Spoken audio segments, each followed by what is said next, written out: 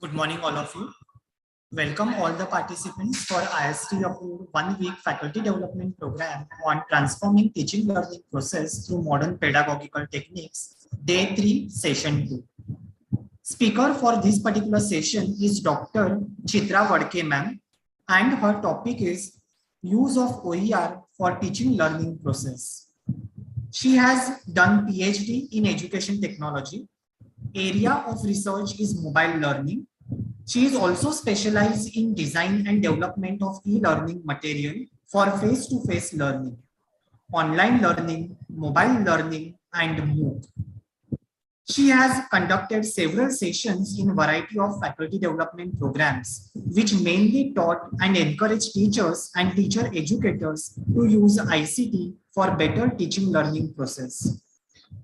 She is also continuously guiding students to design and develop their own online courses, conduct workshops and webinars, developing OER, etc. So now I would request Dr. Chitra ma'am to kindly proceed further. Thank you, ma'am. You can proceed. Thank you. Thank you, Pratik sir. Thank you so much for your kind words. I will start sharing my screen. And I would request that if anybody has any questions, then maybe you can jot down the questions or just write your questions in the chat board and in chat box, and then we can take the questions or discuss those questions towards the end of the session. I also would like you, I will be giving you time because most of the times people have this question that, fine, I have learned about what an open educational resource is, but how do I search for those resources? Where do I get those resources? So I will give you some time to explore also. So be at peace. I think this session will be recorded also. So rather than being busy with taking notes and things like that, just peacefully listen to the session and whatever little knowledge that I have about open educational resources. So I will share that, and then we'll go ahead and we'll discuss questions and we'll search for OERs also. So I will start sharing my screen. I'll share my entire screen because there are a couple of things that I would want to show you later. Yeah. So today we are going to learn about what is the role of open educational resources in teaching learning process. Now, these are very few session outcomes that I have in my mind. I hope you agree with these. That I hope that towards the end of this, you will actually appreciate the use of open educational resources and you will be motivated to use them in your teaching learning processes also. You would be able to differentiate amongst the different Creative Commons licenses. There are about 6 Creative Commons licenses that exist, and you will be able to differentiate and will be sensitized towards those CC licenses. I also really wish that you would be motivated to use these Creative Commons license content which exists on the internet to use in your teaching learning processes. And we will also find these OERs which are relevant to your content, because the internet is full of open educational resources, but then you should be able to find that, or you should, once you get those resources which are relevant to your topic, smallest topic that you're going to teach in your day-to-day life. So day in and day out, you should be able to kind of, use them in your and include that in your teaching learning is what is the purpose of today's session. Now, I'm very sure that all of you have seen this symbol at ample of places, which is the famous symbol of copyright. So you will see this symbol of copyright on books, on websites, on magazines, on textbooks, on various different reference books that you all would be using. So you see this, and I mean, in foreign countries, this being sensitized towards the copyright and respecting the copyright is a very, very high ethical practice that is followed over there, and that issue is also very sensitive. So people have gone to jail or people have lost their jobs due to these copyright, your infringement, the copyright infringement. So we also, as practitioners in the teaching learning industry, we need to be sensitized towards these issues. So you will see this particular on at the back of every or actually on the first page, on the back of the first page of every book, whether it is a textbook or a reference book or any book which is written by an author, or it could be a journal. So you will find this symbol there, and it would say that all rights are reserved and no part of this material could be produced without without that particular person's permission. Now, who and these different screenshots that I have given over here are from different websites and different books and different blogs. There are so many universities who have their own blogs, so many practitioners who have done 30, 40, 50 years of practice they have, and they have their own blogs, and they go on putting their practices, whatever experiences they have got, or if they have produced something, in form of maybe session plan or videos or simulation experiences. They put them on their blogs, and but then they very exclusively mention that we own the copyright of that. So what is the meaning of owning a copyright, or it belongs to you? Because everything is available on the internet, everything you can go, I mean, it's full of good resources. The internet is full of good resources. So in what circumstances can you use that? Can you use that? And if it is, I mean, everybody, you and me, we have this thing in our mind, and it is there on the internet, right? They have put it up on the internet so that people can read, people can use it. Now, what is this term use is what we need to understand. Whenever a content is copyright protected, it means that the copyright lies with the producer or the author of that resource. For example, if the book is published by a certain publisher, so if you read the copyright statement carefully, you will realize that in some cases, the copyright lies with the author of the book. In some cases, the copyright lies with the publisher of the book, which says that you can, without taking the permission of either the author or whoever is the copyright owner, you cannot reproduce it. What is the meaning of reproduce? We have a habit of photocopying, xeroxing, photocopying pages left, right, and center. This chapter is very good, so we recommend that students to, of course, the textbooks or the reference books are extremely expensive. We cannot possibly afford to buy those books, because especially students, or even why students, even for teachers for that matter, there are books which are 10,000, 15,000, 25,000 is the price. So we cannot afford to buy that. But can we xerox the pages in that case? No, we cannot. Okay, if the students want, they can sit in the library, they can make notes by referring to the books, that is allowed. But photocopying is not allowed. Why? Because it is owned, the right is owned by the copyright owner. The same rule applies to everything that is available, whether it is in print form, whether they are journals, whether they are case studies which are printed, textbooks, of course, reference books, even all the resources that are available online, like there are blogs, there are websites, there are photographers who own, who host their websites, or there are photo resources such as Unsplash or Pixabay, or there are so many other like Pinterest. Of course, Pinterest is for content curation, but there are a lot of pictures that you will find. And most of the times these copyrights are owned by the photographer. There are so many simulation experiences that are created. There are so many games that you will see online that are there. And there are so many videos. YouTube is full of beautiful videos which you can use in your teaching learning processes. So all that content is available, but all that content is copyright protected. So there are limitations, as in you can share the link. Now, if you want your students to view a certain video, you cannot download that video and then give it to your students. Okay, you can, but you can definitely share the link of that video with the students and say that I would like you to see this video. All right. So for these copyright protected content, you can definitely share the link, whether it is a book available online, whether it is a website, whether it is a blog written by somebody, whether it is a educational game that you would like your students to play, or for students who are in the media, mass media students, they can they need to watch a lot of content that is there on the internet. So you can definitely share your the links of those things, those resources with your students, but you cannot download that, and you're not allowed to download it and share it with the students.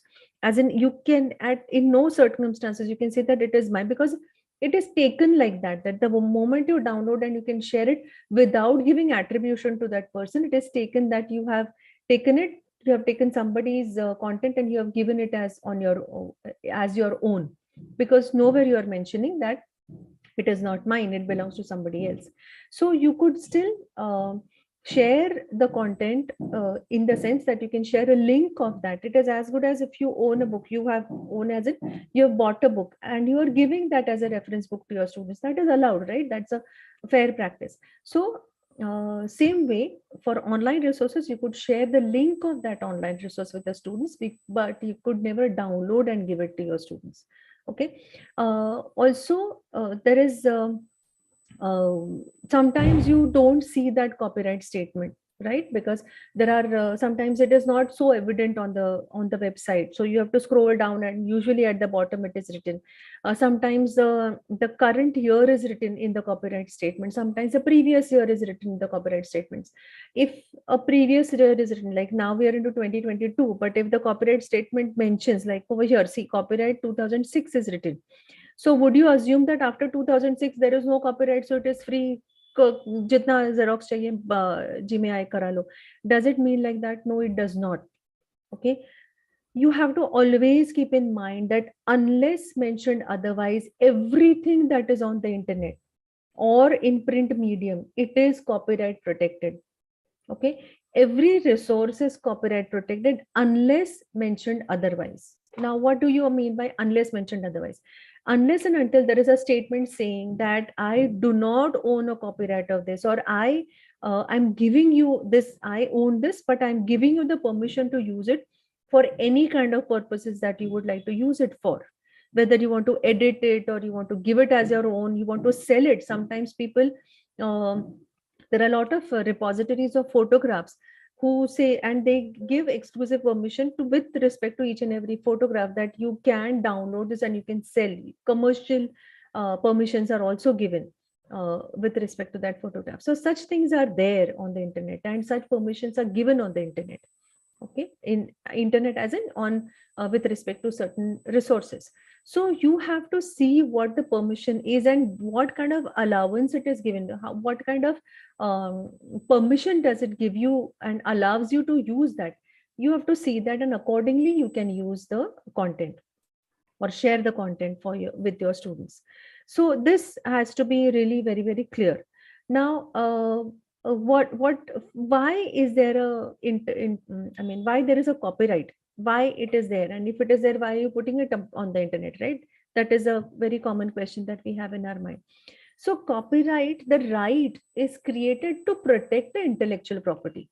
Okay, you put yourself in the other person's shoes, as in if you are creating, you have created a beautiful video, okay, by taking so many pictures, or you have shot a video of some experiment and you're putting it on YouTube. And would you like that somebody is downloading that video and selling it to 100 different people as his own or her own? You would not like that, right? So it is this copyright, the law is created for protecting the intellectual property of a certain person, of the author, actually, of the content. So it always the content, the right of that content, if the I am the owner of the copyright, it lies with me. Now since we are in the field of education, there is something called fair use. Okay, now what does this fair use mean? That, see, in the people, we, since we are in the field of education, we cannot buy and sell it, or we even if I want to share it with my students, I'm not going to be able to buy that. Okay, so then, as I said, you can give share the link with your students, and that fair use comes under, I mean, what do you mean by fair use? Is you are free to criticize, as in not give negative statements, not like that. But if there is a resource online, and if you would want to evaluate that from educational perspective, not from creating some negative propaganda of that program. No, it is for the intellectual use. If you would like to give some kind of a use or use that in your classroom for debate or for evaluation purpose, you can do that. If you want to use that for news reporting, like uh, you can use those resources for news reporting. If you want to take a particular story and you are doing it, you are performing that, again, not for in this use, under fair use, no commercials are involved. Okay, but if you want to take a play which is on the internet and you would like to perform that play on stage in your events, in your college events, you are allowed to do that. Like in our college events, students they perform or they choreograph dances which are based on Bollywood songs or Hollywood songs. It is allowed, right? Because it is legally allowed, it comes under fair use, because you're not going to make any commercial benefits out of it. There definitely you can use these resources for teaching learning and definitely for research purposes. So as long as your use is comes under these and there is no commercial use that you are involving, you can use it. Does come under fair use. The use of uh, yes, another thing is, whenever you're using this copyright material for whatever purpose, even if you are using a certain picture in your photograph, in your presentation, or you're showing it to the students, the site, the resource needs to be cited very clearly.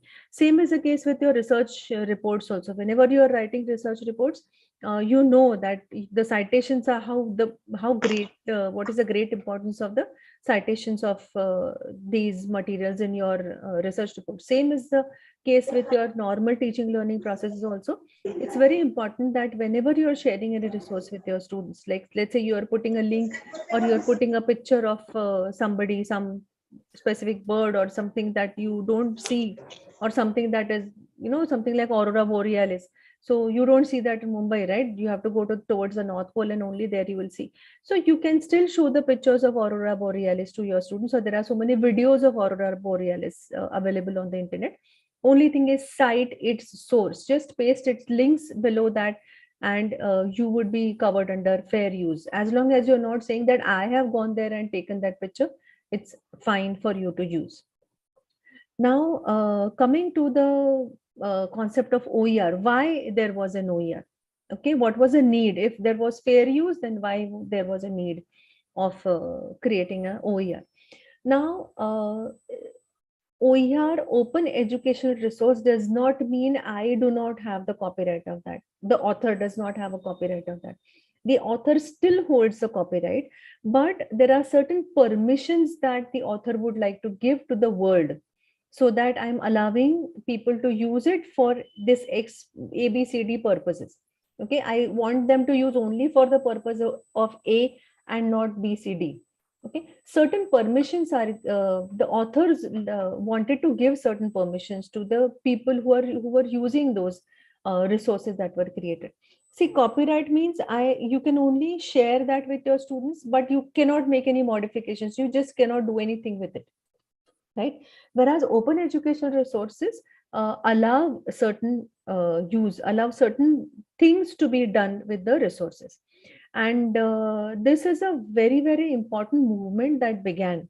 We'll just take a quick look at how does this concept of open educational resources came into being. So in 1994, Wayne Hoggins coined the term learning objects. Now, since most of you would be belonging to the field of engineering, you would definitely know what a learning object is. And there was around 10 or 15 years ago, people, even in India, people were creating SCORM compliant learning objects, right? So that is the concept where the OER, emerged. It was born at that time. So the learning object, people started creating learning objects, and then they were creating SCORM compliant learning objects. Originally, the concept came from software development or IT industry. It was very quickly taken into the e-learning industry also, for creating content, teaching learning content. Okay, for creating teaching learning small objects which were SCORM compliant. So the basic idea behind that is you create a small learning object, which is very, very small. The teaching time would be somewhere around 15 minutes, never more than 20 minutes. And it should be based on just one learning object. Okay, learning objective. So very, very small, something that anybody and everyone around the world can use it. Okay, I'll give you a very, very simple example of that. Suppose in statistics, you want to teach the students about mean, median, and mode. Now, this mean, median, and mode is used right from school level till post graduation level, right? Even research students, they need to calculate mean, median, and mode. So since mean, median, and mode, normally it goes together, right? You don't only teach mean and you don't teach median and mode. You don't do that. But even then, you will create one learning object which is based only on mean.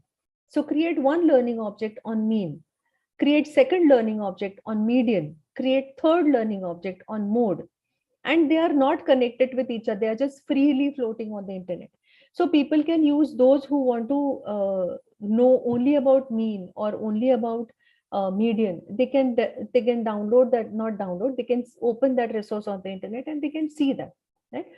And if any particular syllabus they only want to cover mean and they are not going to touch about mode and median, fine, just take the learning resource or just take the video on mean and be done with it, right? So that was the idea behind learning object. Learning object means a very, very small object where in any learning situation it can fit. Okay, that was the main concept, and that concept came into being in 1994.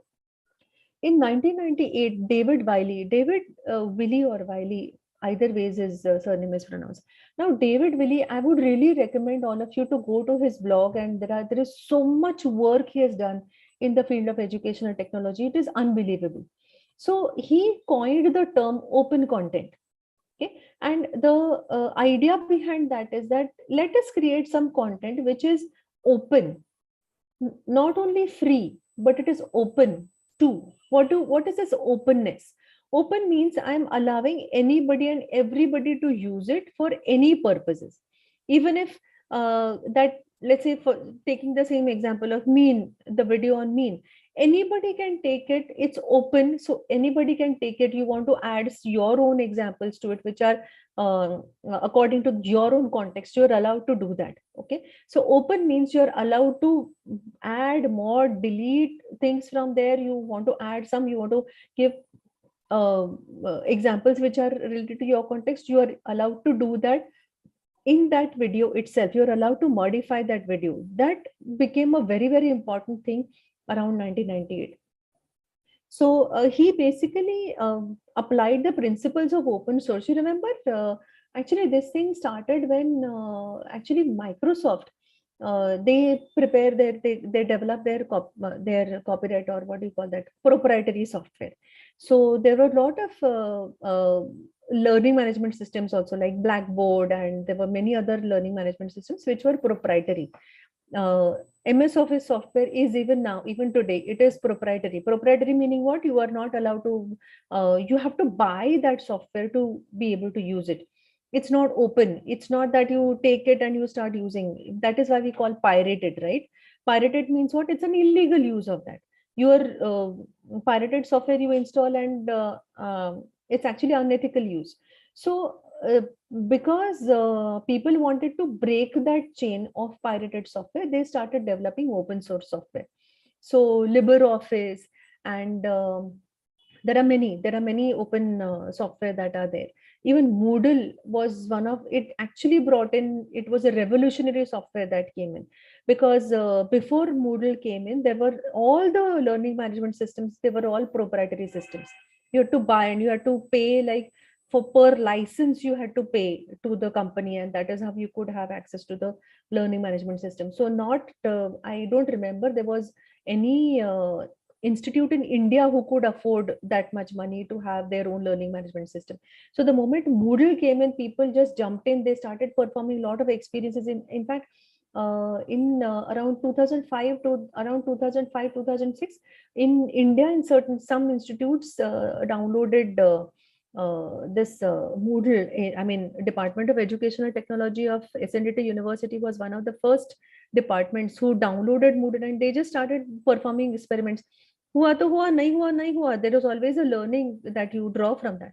So the point is that that idea of open source was taken, the technology, the principles of open source was taken in, and that is what led into creation of open source, of open educational resources. So that was a thread that was taken in.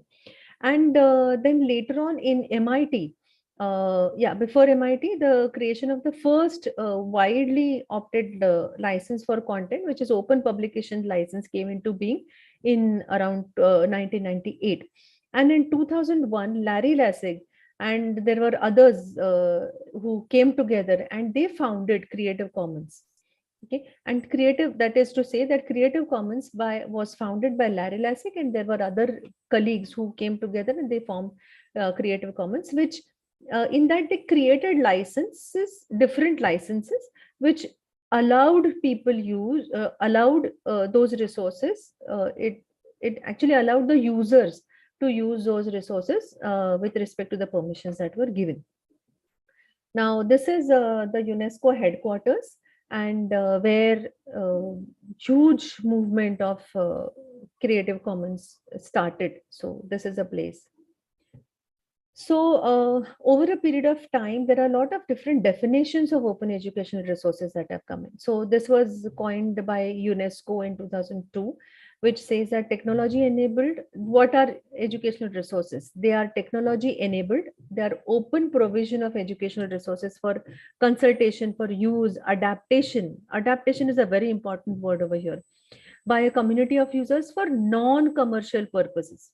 Okay, there they had put it very clearly that we are not going to allow non-commercial purposes. You can use it for educational purposes. Of course, there is fee involved over there, right? But you're not, on the basis of these educational resources, you're not going to have some or create some huge amount of revenue out of that.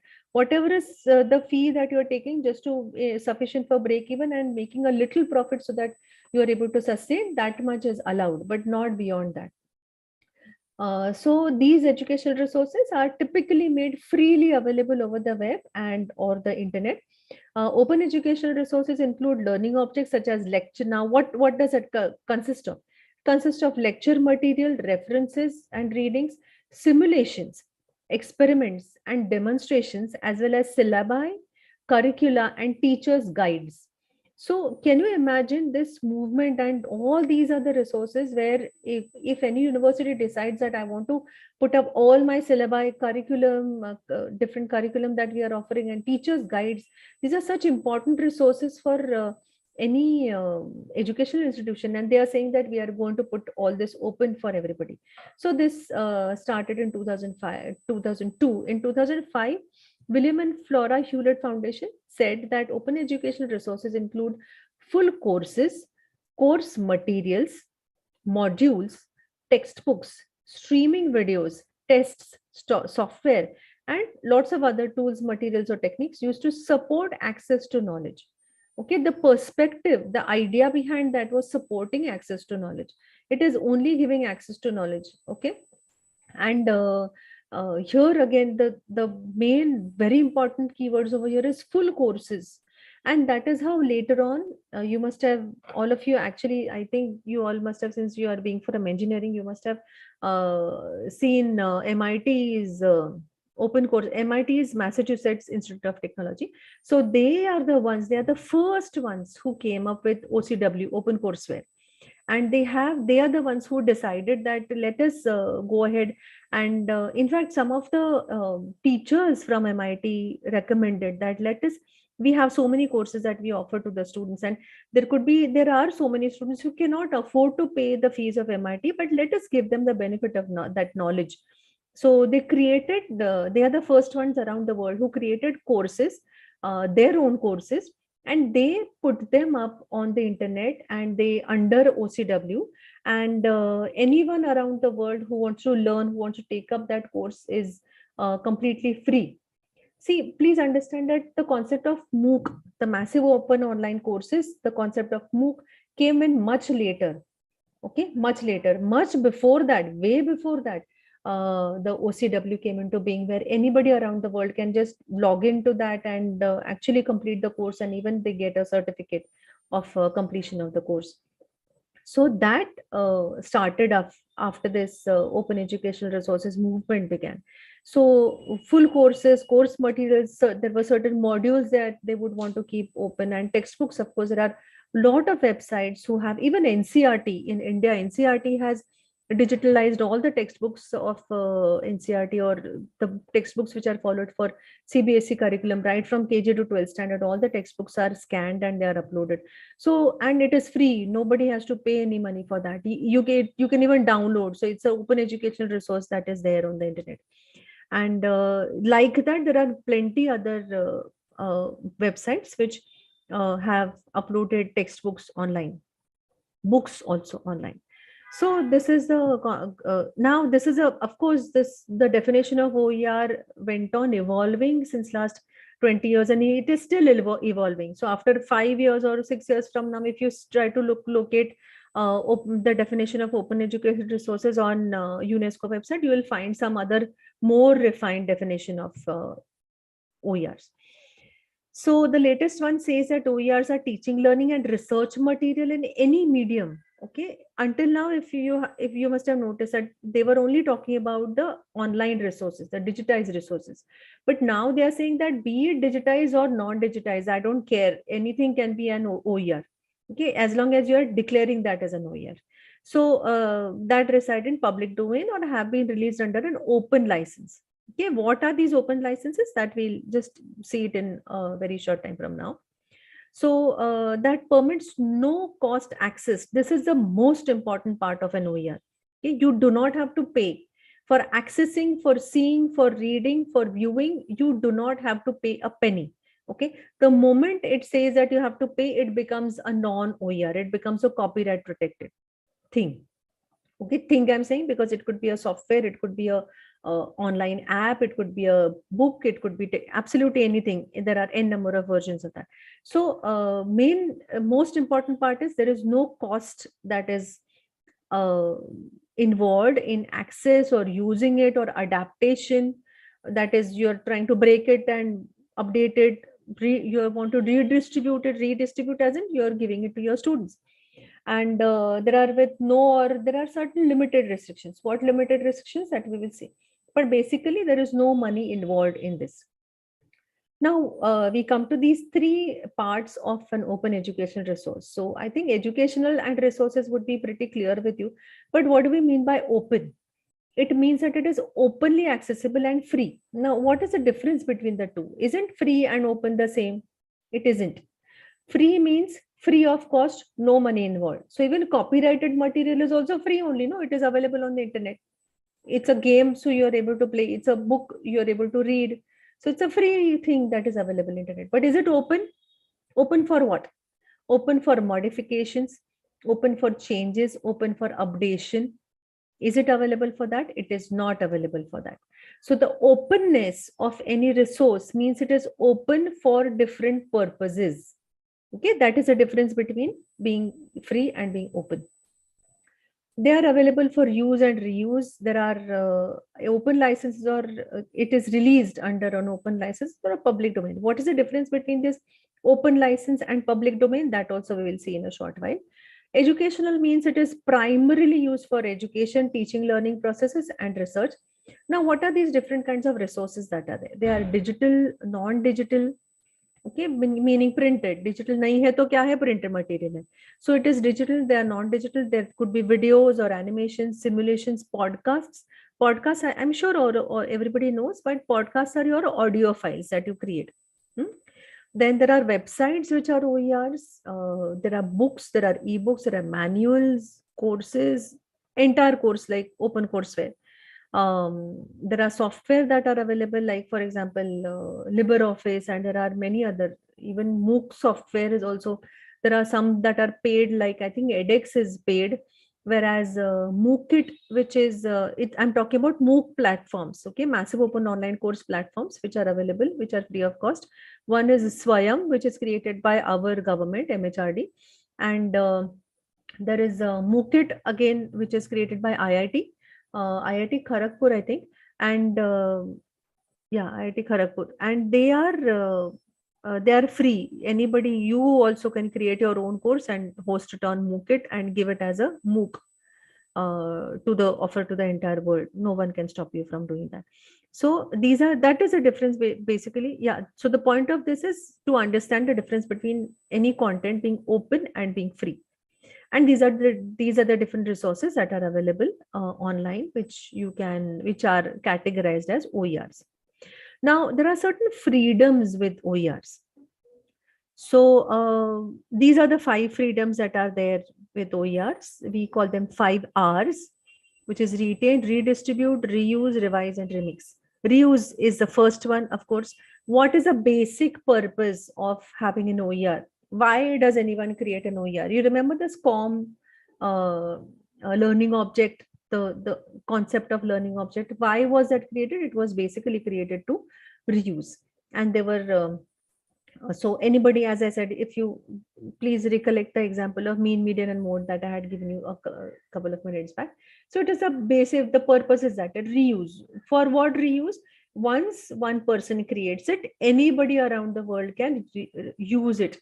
So it is being reused in different contexts. Okay, it could be a video of mean can be used in 8th standard, 10th standard, 12th standard, any context. It can be reused. Same video could be reused. Another purpose is retain. Retain means what? I can have that link with me. I can use it for my own self. I can retain that. I can keep it with my own self. Okay? There are certain permissions where you can even download that, like it's a book. Okay, I will show you in a while. I will show you one website where books are available, which are very old, which may not be even available in libraries. Those books are available on that site. So it allows you to download that book. So you are able to retain, you're able to redistribute, you're able to give it to anybody who cares to use it. Okay? You're able to revise it. What is revising? But if any content content goes on evolving, right? So there could be some content which is current now, tomorrow it is going to be obsolete, or it is going to change. The parameters are going to change. Okay. Like for example, the rings that are around Saturn. Now couple of years back, like when I was in school, the number of rings were different. Now the scientists go on discovering more rings that are around the Saturn. So the numbers or the content goes on changing depending on the new discoveries that are being done. So you could revise those resources. So you take a resource which you think is very good resource and you can revise it with some there could be some errors in that, so you remove those errors, or you need to update, some new information needs to be put, you can do that. Okay. And revision could be in from the point of view of, suppose there is something there are certain part only of a certain video that you want to use. It's a half-an-hour video, I don't want to use you use it for half an hour. But there is a certain part of the video that I want to use. So I could do that, right? I could take extract just a part of that, or I could use that video in the class and just show that part of that video. So you could do that. You could even remix. You want to something like you want to create a video, okay, of your own, and in the background when you are playing, suppose you're shooting something, you're shooting a certain experiment which you are maybe conducting, you're showing some dissection of some animal, or you're shooting a dissection of some flower or some plant, whatever, making a slide, anything, absolutely anything, or there is some physics related experiment that you're performing and you're shooting that, and in the background you would like to play some soft music in the video. So that kind of remix is possible.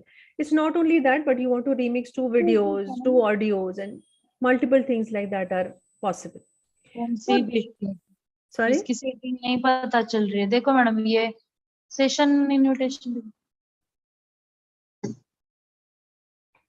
excuse me, was that for me?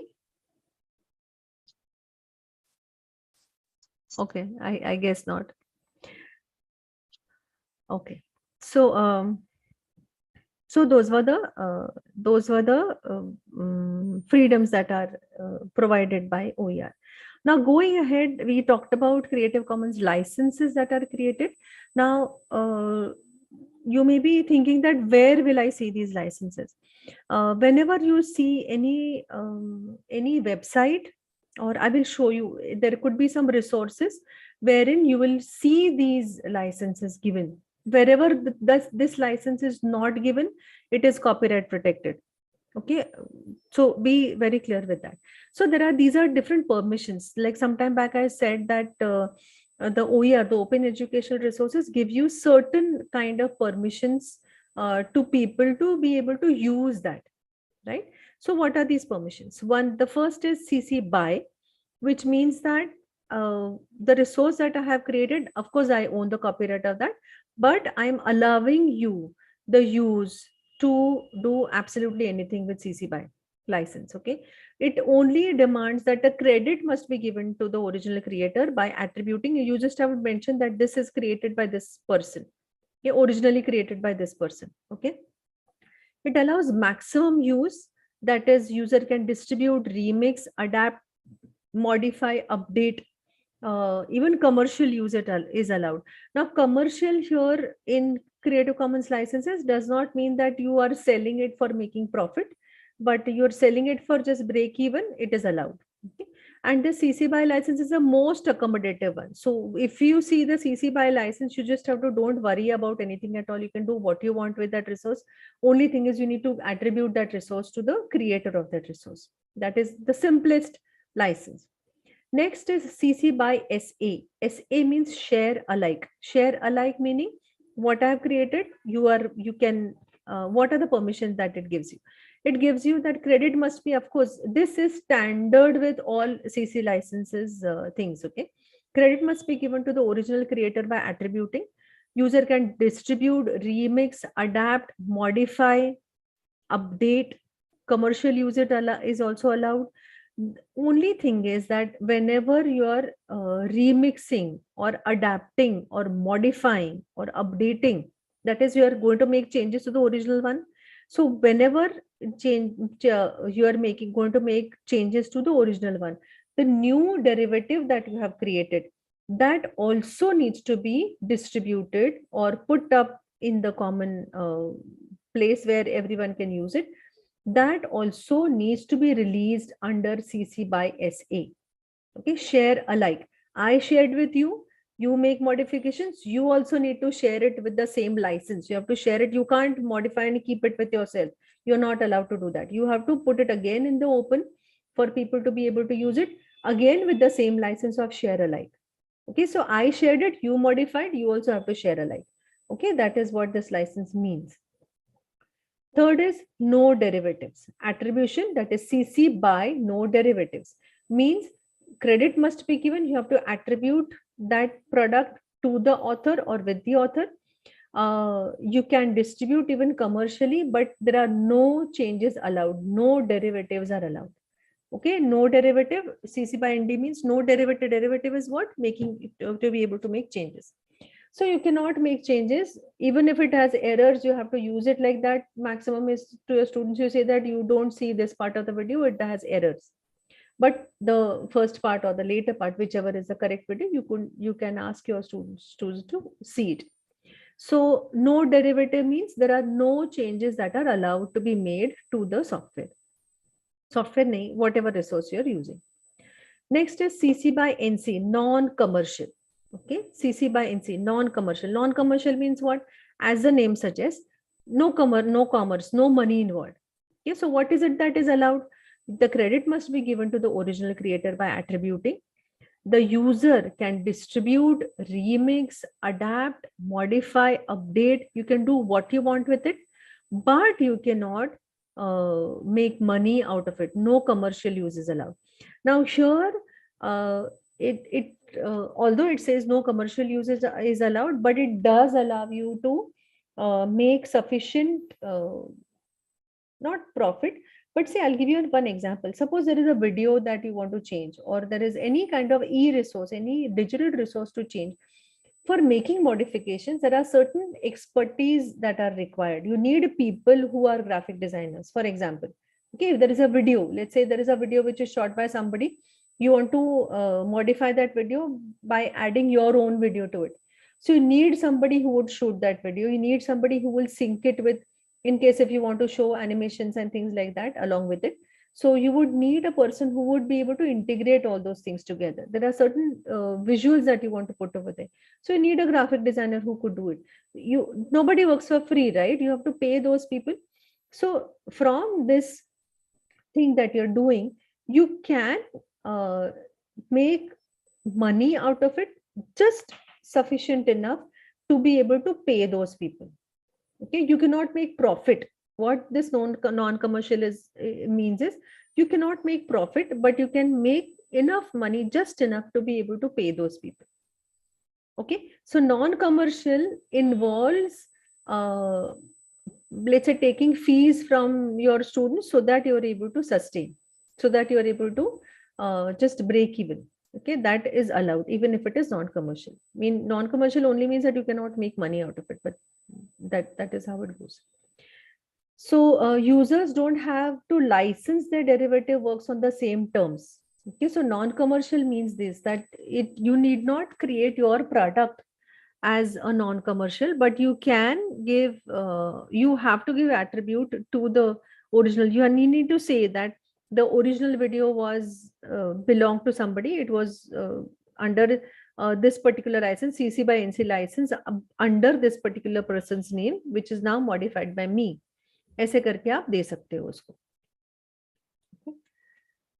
But you need not license it, like how CC by SA compelled you to license that under CC by SA only, but here it does not make that compulsory for you. Next is CC by NC SA. Okay, so here non-commercial and share alike. Here it is little different from the previous one. Again, over here you have to credit the original creator by attributing. You can distribute, remix, adapt, modify, update, everything you can do. No commercial use allowed. Again, the same rules apply over here also. Only change between CC by NC and CC by NC SA is that the new creation also needs to be licensed under CC by SA NC SA. Okay, so the new modified version that you have created also needs to be put back into the pool of OERs as under the same license of CC by NC SA. The next one is CC by NC ND. Same, I mean, you can imagine what it is, that it is non-commercial and no derivative. So it is not allowing you to make any changes to it, and it is non-commercial also. So, but then the first thing again goes that the credit must be given to the original creator by attributing. There is no commercial use allowed. You cannot make any derivatives, so no changes allowed. And this license, CC by NC ND, is the most restrictive one.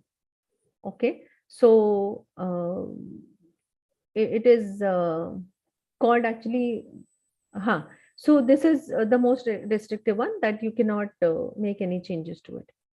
Okay, so CC by, so these are the licenses. CC by most accommodative one, you can take it and do what you want with it. Next is CC by SA. You have to release it into the same, whatever modifications that you are making in the new product that you have. You need to release that into the pool as CC by SA under the share alike licenses. Third one is ND, non-derivative. You can take that and give it as it is. You cannot make any modifications. No derivatives are allowed. CC by NC, no commercial making money is allowed on that. The next one is CC by NCSA, which is non-commercial, no derivatives. So you cannot sell it, or you cannot earn much money on that, and you cannot have any kind of derivatives also of that. You cannot make changes. And the last one is CC by NCND and CC by NCSA. NCSA is share alike and NCND is non-commercial, no derivatives. Okay, I hope the differences amongst these licenses is clear. The next one, the most open one, okay, public domain. Public domain, if you see the second, this icon of it, it says the copyright is gone, it is struck off. So there is no copyright which is owned by anybody, not even the author. Okay, like in previous ones, you still had to give attribute the author. You still had to give that, say that this particular is created, the author of this resource is this particular person. But here it is in public domain, nobody owns any copyright of this. Okay, it enables the authors and copyright owners to dedicate their works to the worldwide public domain. Why is this license there? Is because people, there are a lot of people, okay, who just create and they want to give it away to the entire world, that now it's yours. So it says essentially that it waives off all the interests and copyrights to the works around the world. Now here, there are certain things that you need to be sensitized. Suppose you created one resource, okay, आपने कोई book लिखी है, okay, you have written a book and you would like to put it in public domain, or you would like to put it in CCSA or any of these licenses. The book needs to contain things that are completely owned by you and do not possess any other license, by, like, you have not included things which are licensed under somebody else. Okay, for example, whenever you are writing a book, you would need, since you all are teachers and you would be conducting research, so that the whatever diagrams you're including in that, whatever pictures you're including in that, either they have to be completely owned by you, or take permissions from, suppose you're taking somebody, some photographers, photograph which is taken by some photographer, you want to put that in your book, fine, go ahead and put it, but then you need to take permission by or from that photographer, saying that this picture that I have taken from you, I would be putting it in my book, and I would be putting that book in the online community under the public domain license. Okay, so would you agree with that? Many a times, I mean, very hardly 1% of the people would say that no, I do not allow you to do that, or you buy this from me and then it becomes your own and then you do what you want to do with it. People don't say that. Okay, people are very generous and they're very willing to give their own things to the world, and they definitely give that permission to you, but you have to take that permission from the author of that work. Okay, you have to take permission, you have to keep that permission with you, you have to like, you have to document that in case if there is any legal issue later on, you need to have that documentation saying that I had taken permission from this person and he had given me that permission.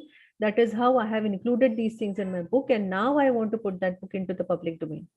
It is essentially to say that whenever you are putting anything under public domain or any of the licenses that we have discussed before, you need to own the copyright of that. Okay, if you are the owner and you are saying that this is a license under which I want to release it to the world, it better be that you own the entire thing that is there in that resource. If not, you need to take permissions from those respective people whose resources you have included in your book or online resource, or anything absolutely that you would license to, you would like to license it under your name. Okay, I think this particular thing is absolutely clear and there is no gray area here. Huh? If there is, then of course we can discuss this towards the end of the session. Now there are these websites. Now coming to the resources that you would want to, I would actually like you to go ahead and see. Wikimedia Commons is one of the largest resources of images, which is free. They are completely free images. You don't have to pay a penny.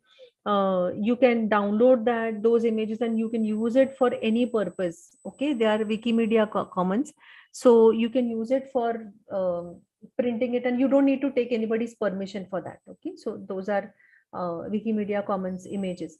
Pixabay also has a lot of free images. Pixabay, Unsplash, these are the things that they host. Pixabay, Unsplash and Wikimedia, these are websites which curate images. For example, Wikimedia Commons पे अब Wikimedia खुद pictures लेके नहीं डालता है. Okay, किसी किसी के pictures होते हैं, वो उस पर upload होते हैं, and that person gives a permission. But the moment it comes under Wikimedia Commons, there are no copyright नहीं है कम से कम. But then there would be other different kinds of licenses, like the CC licenses that we have seen before.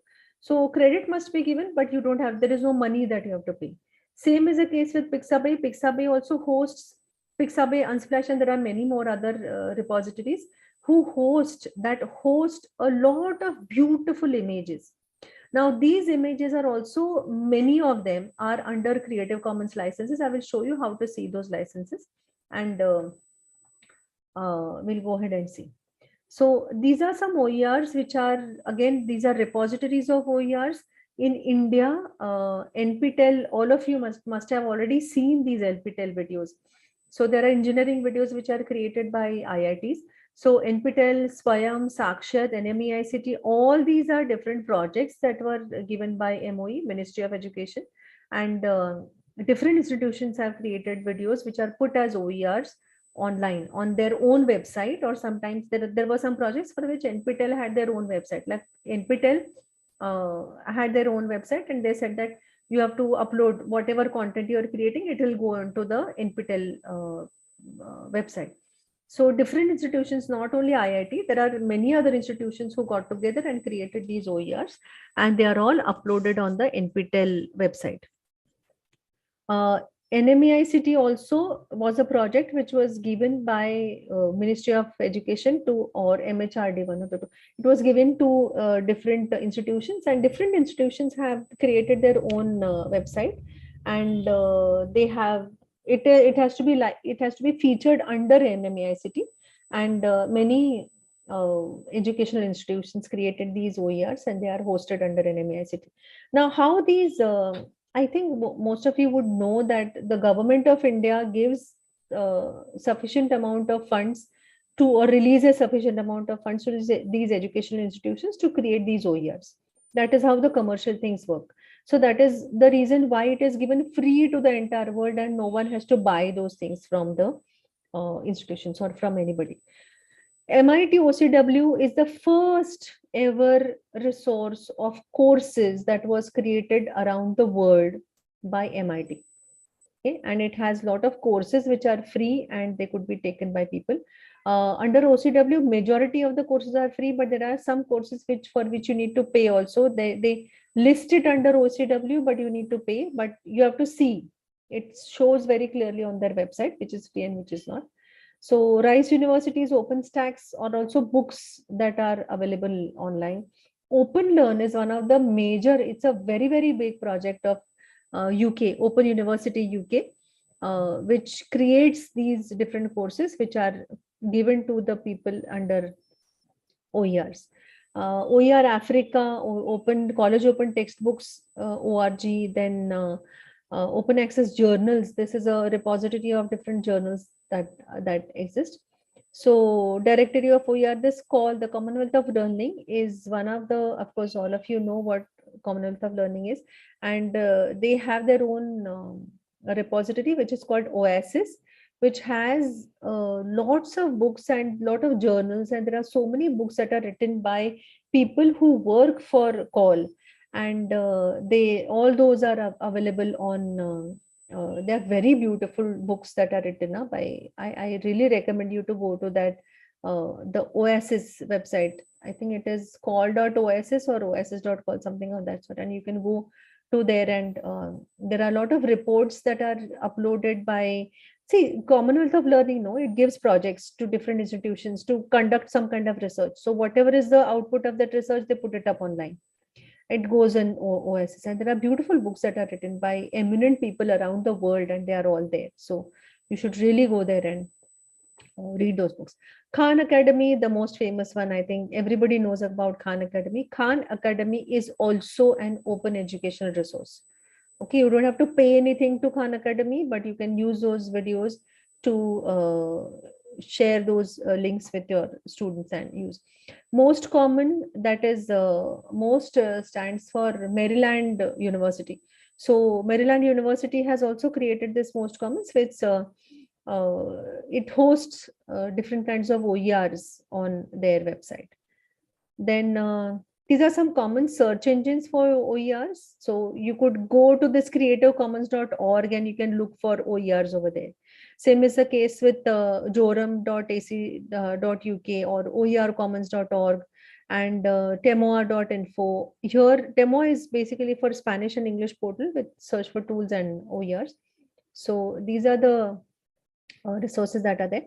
What I will do is, with whatever links I have, I will paste in the chat box, and I would like you to go ahead and see these. How much time do we have? Yeah, we have good amount of time. We have about an hour. So does anybody have any questions? You can just unmute yourself and ask questions in case if you have any.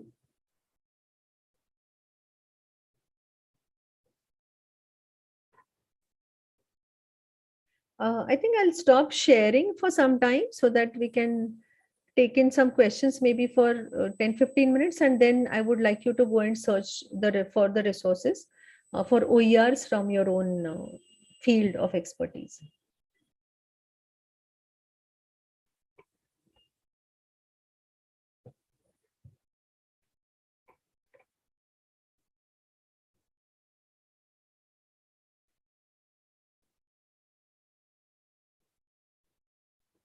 I hope everyone is here.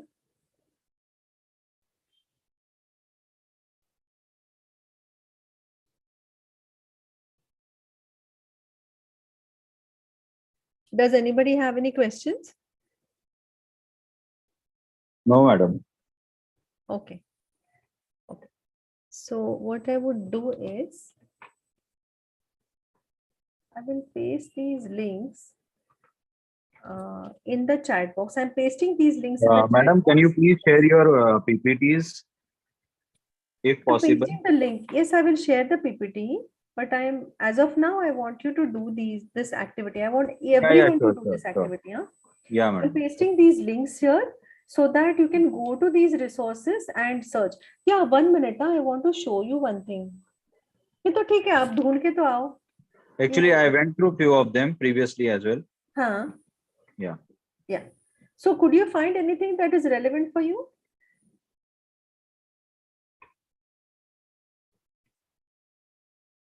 Yes, so I found Huh? checked MIT OpenCourseWare. Huh. I checked NPTEL lectures. Huh. Before teaching, I generally refer these things, and Huh. it makes my lecture very much effective. Yeah, good. Yeah. Yeah. Because if you're this thing, no, if you're especially in the field of engineering, there is lot of content available for engineering. It's Even wonderful. NPTEL videos are beautiful videos. I mean, I don't belong to the engineering field, but I have heard from a lot of engineering teachers that, and even the students. Even I am engineering graduation faculty, and I generally refer NPTEL and the people from MIT OpenCourseWare. They provide each and everything. They provide PPTs, they provide notes, everything. Just we have to take it, study, and shift it to the students. How nice, no? How nice. Such a noble cause. I really like it. Yeah. So maybe for 15-20 minutes, I would like all of you to search, and I would like at least 4 or 5 of you to show what you have found. So as Mr. Kazmi said, he has already found resources and he uses these resources on a daily basis, which is really commendable.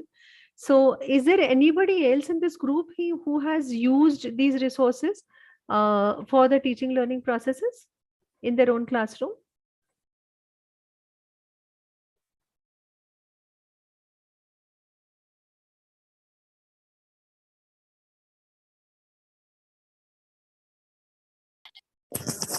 Yes, ma'am. This NPTEL videos and the content and the flow of content they have given, so that is very much helpful in the teaching learning process. Have you used virtual labs?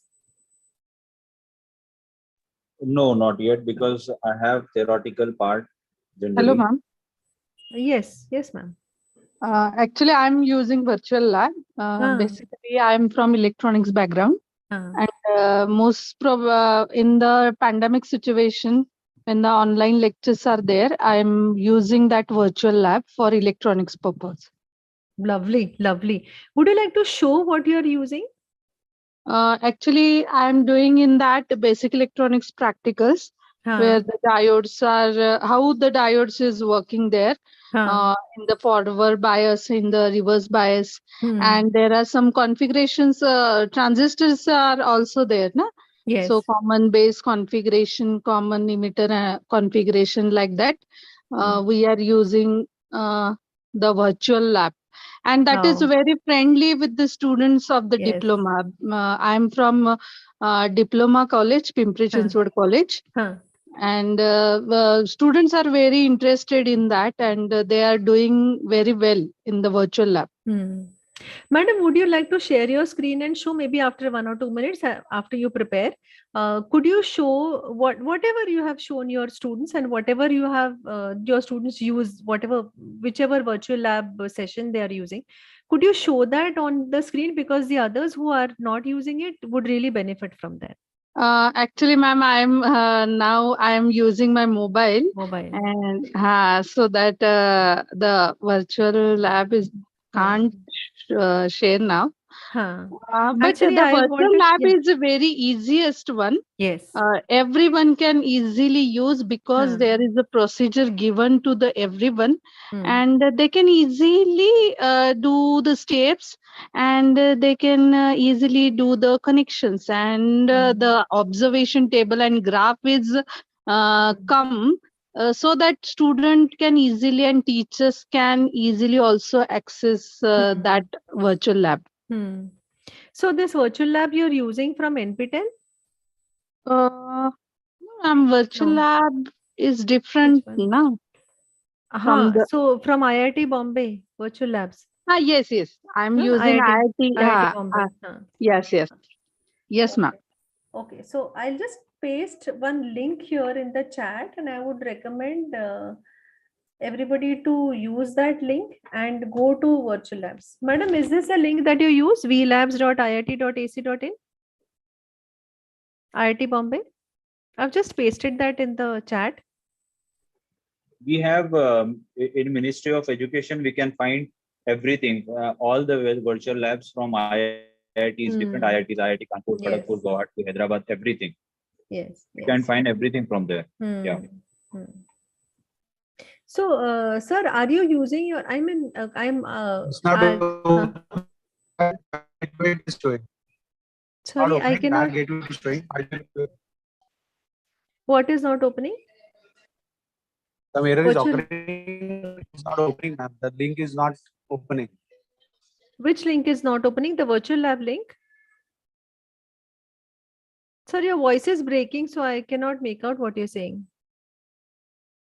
Mohan, sir? Mohan Savarkar, sir? Can you unmute yourself and speak, please? The link is not opening. It's not Which opening. link? The virtual lab? Showing. Which link? The virtual lab link?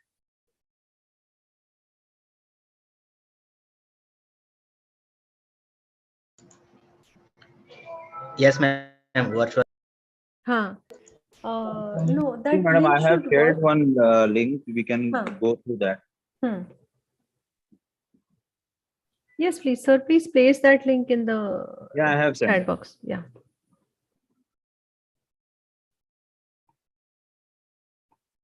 I can't see that here. Did you say that to everyone? Yeah, I have sent to everyone. vlab.co.in. There we get different departments: electronics and computer science, electronics and telecom, electronics and communication, mechanical, chemical, biotechnology, physical sciences, everything we get over there. There we can go depending on which department we need. Actually, I am not able to see your link, sir. Is everyone else able to see the link? Can you paste it again in the chat? Once again, I'll send. Yeah. And ensure that on top in the in the two, it is everyone is selected. Yeah, everyone is selected. Oh, sorry. It was, I guess. 1 second. I'll send once again. Actually, my Flash player is not working, so I am not able to demonstrate that. Yeah, okay. vlab.co.in. Yeah. Actually, even I am using my phone. That's why I can't share. Oh, okay.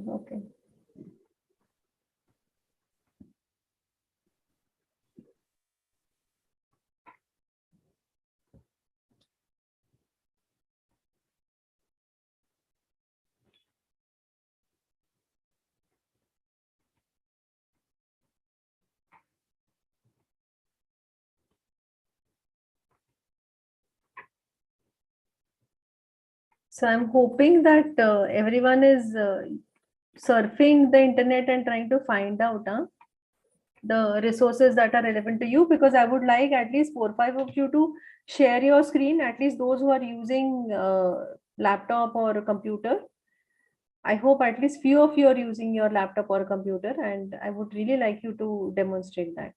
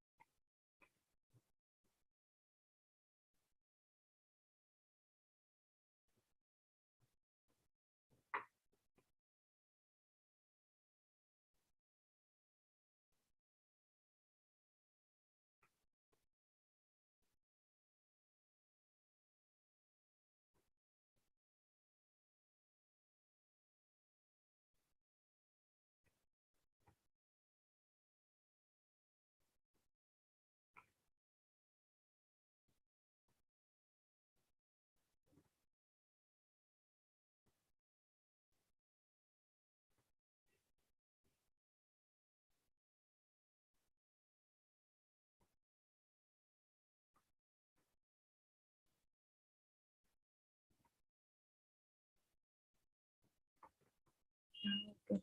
This one is working, thankfully. Yeah.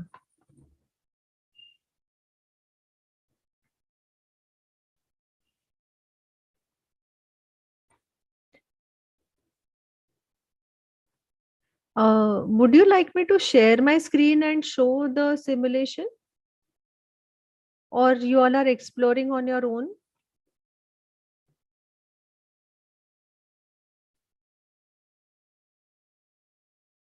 Okay, I'll just share my screen for a little while, and then I'll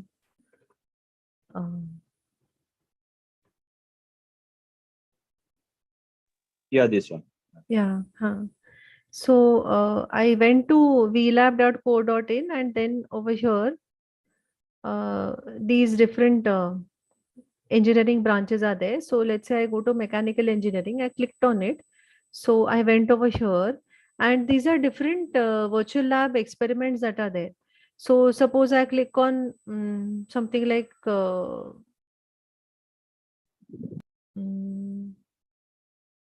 this model based on fault detection. Actually, I clicked on this. So I'll show you this dynamic analysis for 4-bar mechanism. And over here, there is a complete learning. If you can see that there is aim, there is theory of the entire process and things like that are there. And even the everything is explained over here. And I can click on simulation, and it shows me the simulation. Now simulation is so good that here I can change these variables, and it immediately shows the effect of those variables over here. So if I change the variable to 60, then you can see its effect on all these parameters. So this is how, okay, sorry. I'm sorry, I'm not an engineering student, so I don't know anything about it actually, to be honest. So basically you can change these parameters and you can see its effect immediately over here. So even, and this is there with all the subjects. So you can go to chemical science or civil engineering, and the same kind of experiments you can see in virtual lab. So this is what is the meaning of virtual lab. So I'll stop sharing now.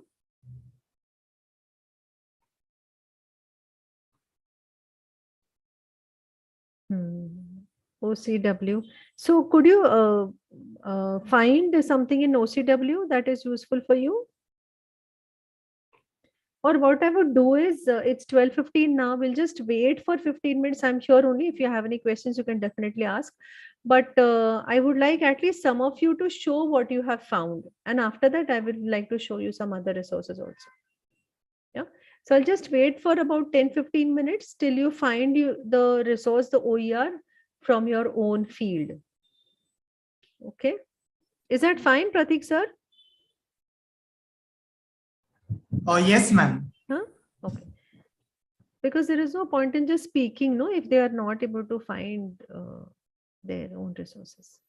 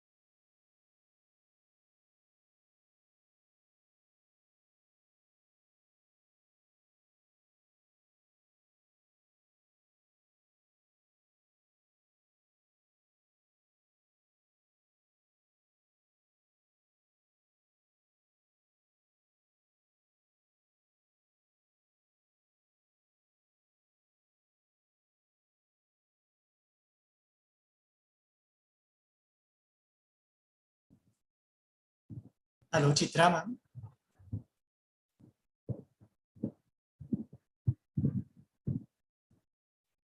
Hello, Chitra ma'am. Oh, sorry, I was muted. Yes, yes, Pratik sir.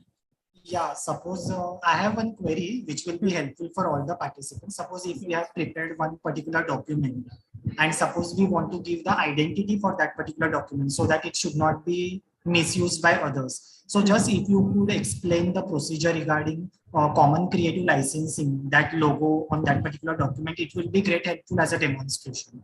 Yeah, sure. I'll show you. It's only that you have to put that symbol onto the document. That is all that you need to do. Okay. Okay. So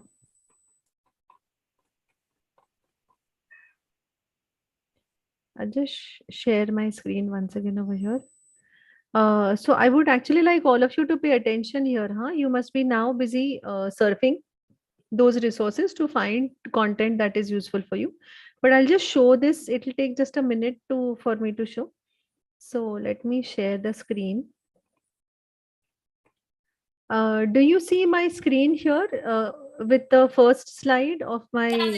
Yes, ma'am. Yes, ma'am. Screen So is if visible. you could, if you could Yes, see ma'am. this right at the top corner, or actually anywhere in your, can you see this icon pasted here? CC Yeah, by yeah, ND. yeah. So it is Yes. only that much is required to be done. Okay. So you could put a symbol over here. You could put that on each screen. I have not put it on each screen, but you could, if you like, you could put it on each screen, each slide of yours. You could put that right at the end also, saying that it is your copyright. It is, you would like to release that under CC by ND license. Okay.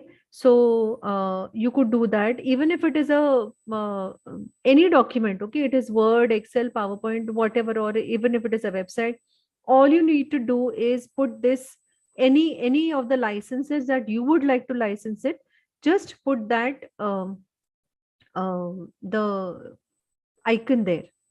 Okay, and it is done. You do not need to register with somebody. Like normally अगर आपको patent लेना है या आपको अगर copyright लेना है, तो there is a certain process, right? There is a procedure that you have to follow. You have to approach certain agencies and all that. For Creative Commons licenses, all you need to do is put this icon in your document and you are done with it. Okay. Below that, you could also write your own name and you can give your own credentials, so that when the credit needs to be given, they need to know whom to give the credit, right? So you can put in your name and you can put in your designation and all that if you wish to, but just putting in your own name is also sufficient, so that they know that this is how this thing needs to be given. Also, these are all digital resources that we are talking about, right? As of now, at least. So this digital resource you would be hosting somewhere. So it could be on YouTube or it could be your own college website. So in fact, all the teachers together, the college can decide this, that that is a policy that the college has to create, that the college will need to create that one website. The college website there may be a website already which is owned by the college, and then there could be one section that is created, one portal can be created in the college website, wherein all the professors all the teachers who are working with that college can upload their own resources there. So each professor can give a license like this and put that. Now it is customary to, in the first slide, either in the first slide or in the last slide, to give the names of all the people who have contributed for creating that resource. Now one is the person who is the author of that resource. Other people could be, suppose you have taken a help from your colleague to shoot that or create that. So that animation needs to be done in maybe Flash or Maya, or if it is a 3D kind of a thing, then Maya, or whichever software, .NET, anything, absolutely anything, any software, that software developer ka naam udhar aayega. Then if there is a validator who has checked your content, then that person's name will come. So as a last slide, you can give credits to those people who have worked towards creation of your content, which you hold the copyright to. And then below that, you can say that this entire copyright is, the copyright of this is, not copyright, it is CC by ND, and you can give your own name. So that person who is going to give attribution to you needs to give the link of your college website and then give the link to your resource. So that is how that person who's going to use it will credit it. All you need to do is just put this, and below that you need to write your name and the link of your website, your college website, where this resource is uploaded. And beyond that, there is nothing more is needed. Now also you need to make sure that this image is downloaded from a valid resource. So for that, you can go to the internet, you can go to CC license, and you can say icons. So downloads, Creative Commons, you can go here and it will show you different pictures. So these are there. So you can click on whether you need a SVG or you need PNG. अगर आपको चाहिए तो आप PNG पे click करके all these license images are there. So you can download this so that image is also copyright free. Okay, so you can download this from creativecommons.org. आप यहाँ पर जाकर उसको download करके आप अपने PPT में उसको डाल सकते हो. That's all that is needed to be done. Now, one yeah. Yes. Because you are all beginners, you are not aware of these words. What is SVG?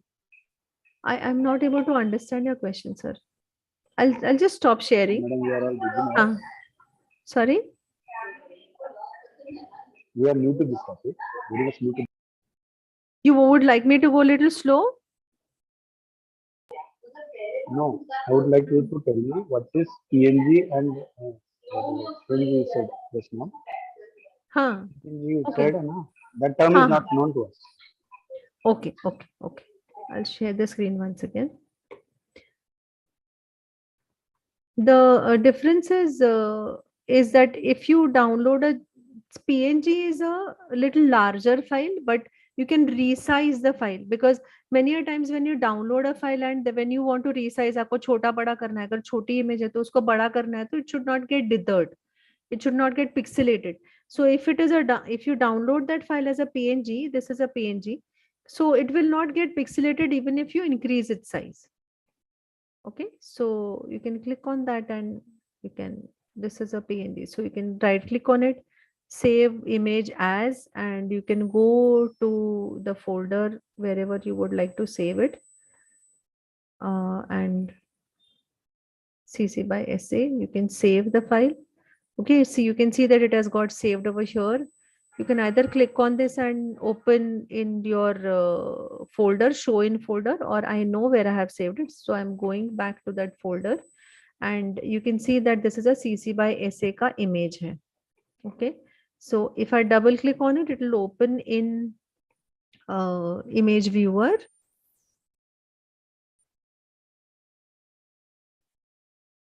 Yeah, so this is the image that I have downloaded, right? So I can go to PPT, let's say here only, I want to insert that image, or let's say I'll show it on a blank screen so that you are little more clear about it. So let's say here I'm going to write about who have contributed and all that, and then I want to add that image there. So I can go to this folder, I can click, I hope all of you are able to see this, CC by SA wala image, I have selected that image.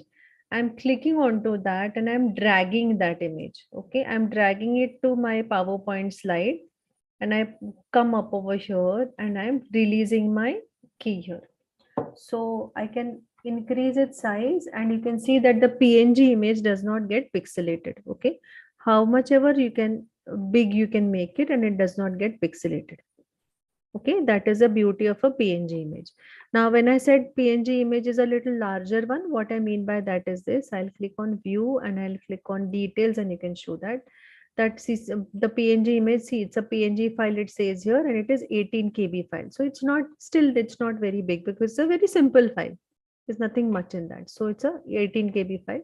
So you can, if it is a picture or something, then it is much larger file as compared to a GIF.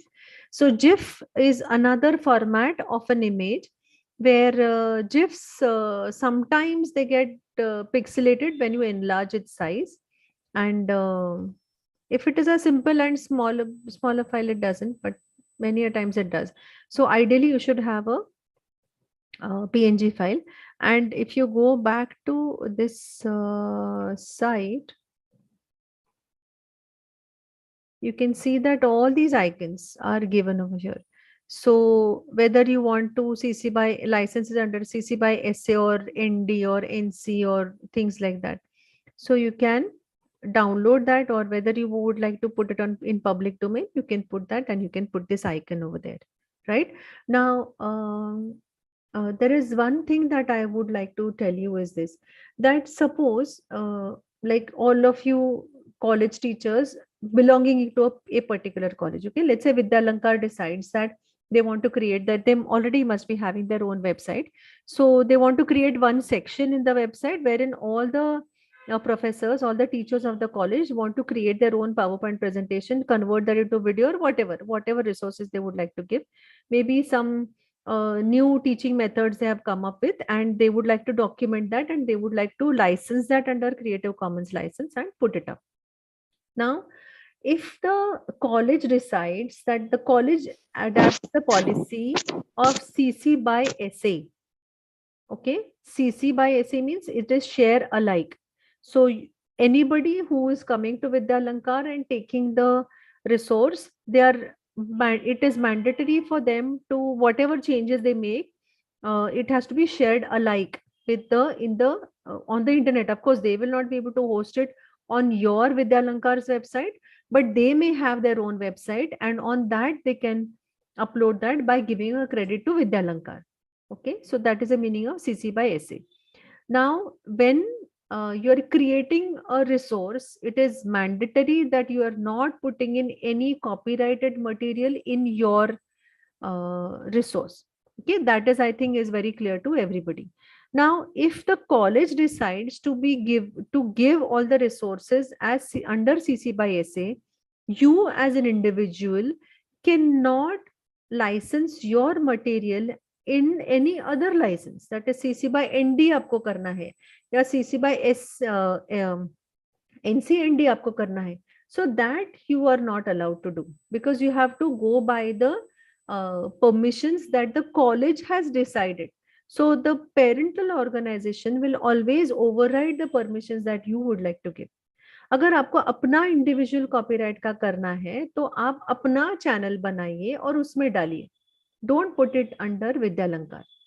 Or if you want, you can put that under Vidyalankar and give it CC by SA, but that really doesn't make sense कि Vidyalankar में आप CC by SA कर रहे हो और अपने खुद के इसमें उसी रिसोर्स को आप CC by NCND कर रहे हो, तो that doesn't really make sense.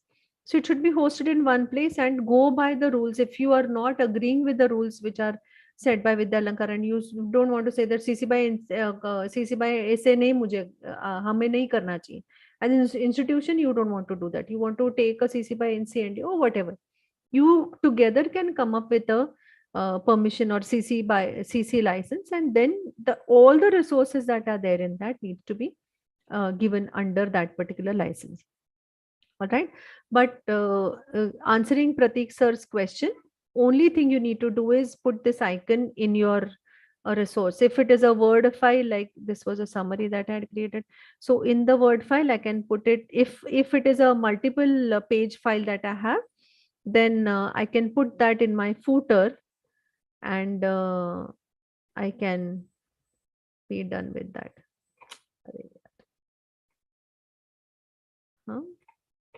Footer में मैंने ये डाला है that it is CC by SA.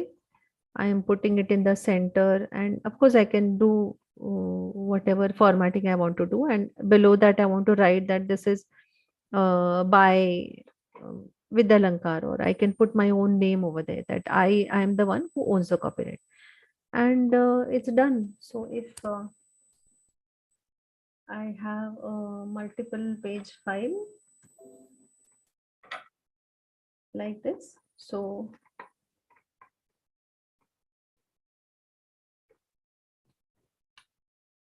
So it will appear on all the pages in the footer.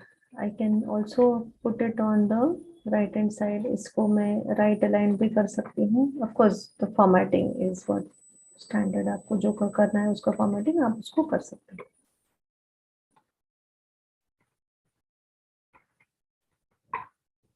ठीक है?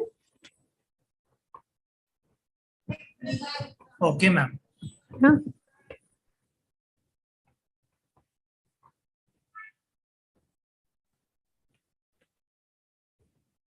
Yeah.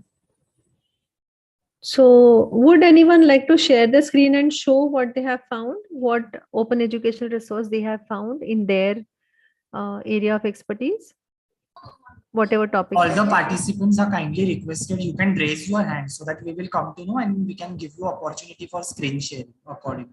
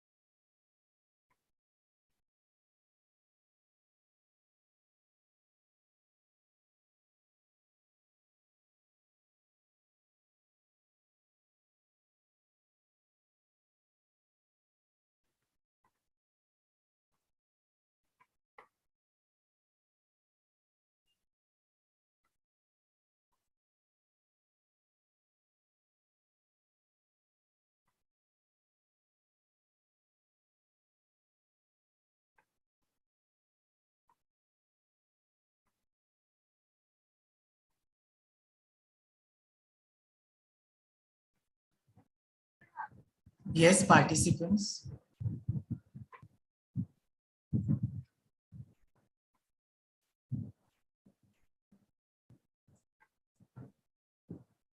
I think Chitra ma'am. Yeah. Okay, what I will do is there was one more thing. I hope everybody is there, and they have not just started and they're busy doing their own thing. Actually, I'm using the phone. That's why I can't No, share. that is okay. Yeah, we very much know that you're there. Yeah. And there are a few people Ma'am, who that spoke. is what I gave you as an input. The link which you shared in the very beginning, it's not opening. That is what I told you. Yeah, So I'm how not could talking we particularly about you. There are 157 participants, and We wanted to interact. yes, of course, you did interact, right? You did interact.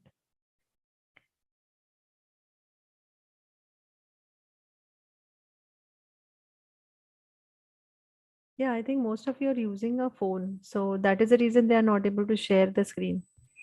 Yes, possible. Yeah, but Zoom does allow to share the screen on phone also, right? I think it does. Okay, anyway, I'll show you one more thing that I Chitra wanted. ma'am, Yes. Visesar has raised his hand, so we will Yes, give. yes, yes, yes, please, yes, please go ahead.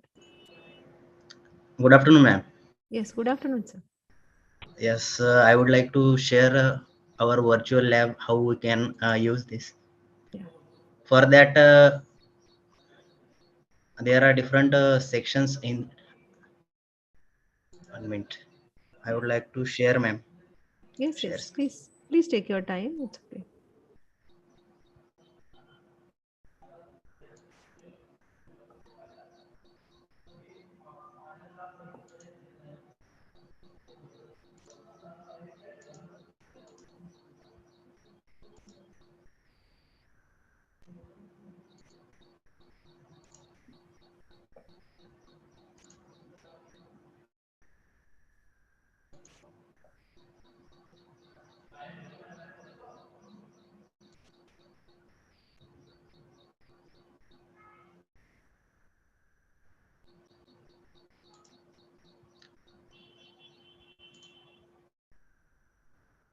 Is my screen visible, ma'am?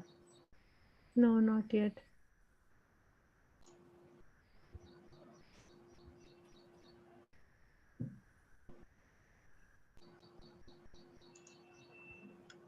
I am not able to share my screen, ma'am. I think Pratik sir, you need to give him control Setting. or something. Yes, yes.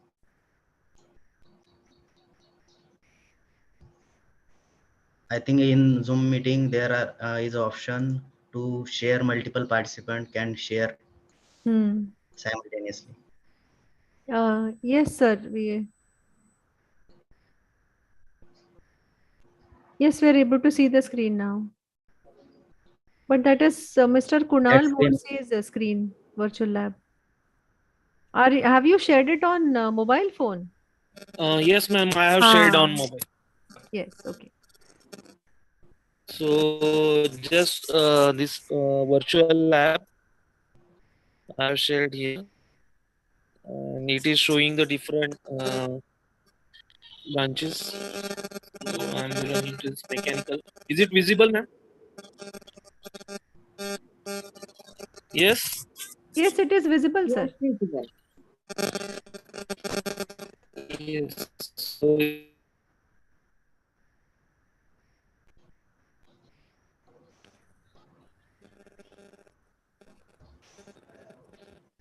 and here is the list of experiments.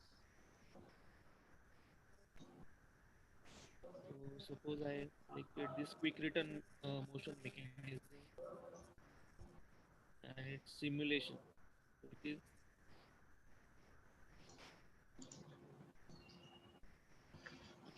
able to perform this mechanism. So relative motion, it is visibly like this. We can perform this different mechanism to the students. Yes, yes. Yes, very correct. So, BC sir, would you try sharing your screen just the way Kunal sir did? Yes, ma'am. Yes.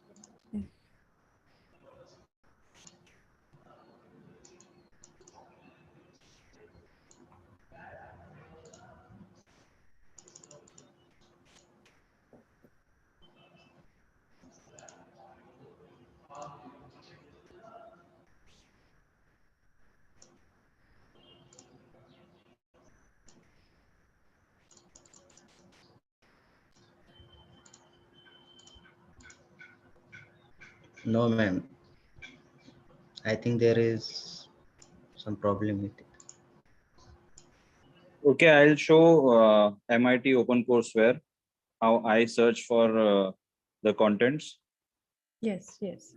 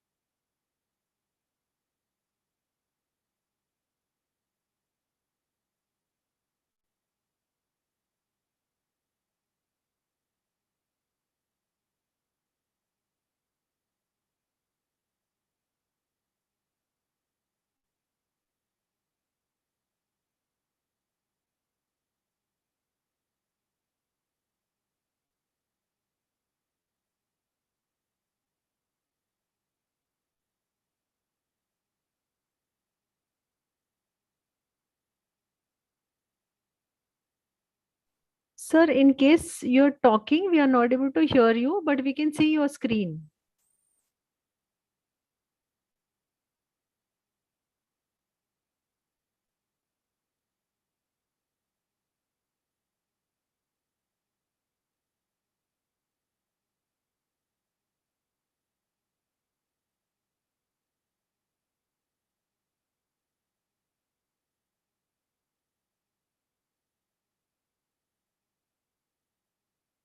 Yes, Kazmi sir, we saw your screen. It is very simple to find that. You showed it also nicely. But in case you were speaking something along with the demonstration, then we were not able to hear that.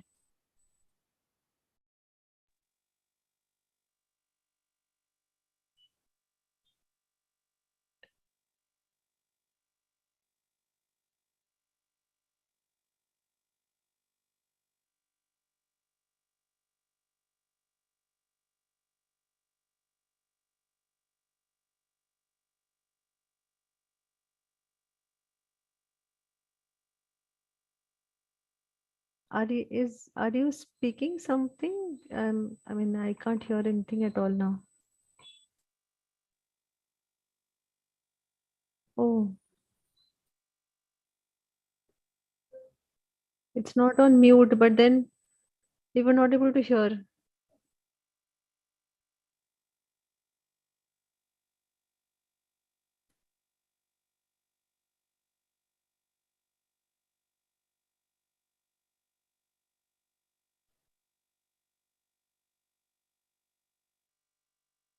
Yeah, Asif sir, can you?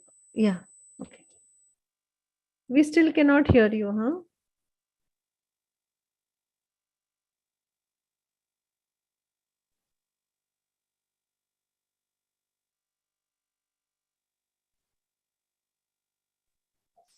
Can you?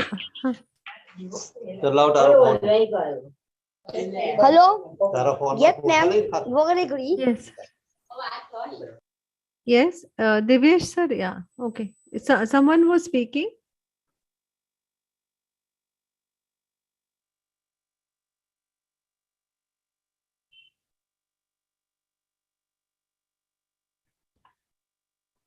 I wanted to show one resource. Actually, Kazmi sir, that you showed how to search on the OCW screen. That was very clear. I hope it was clear to everyone else as well. And I'll show you because we're almost coming towards the end. I would like to show one resource which mostly people don't reach to. So I'll just share my screen and show you that, huh? Have you heard of Project Gutenberg? Any one of you has heard about Project Gutenberg?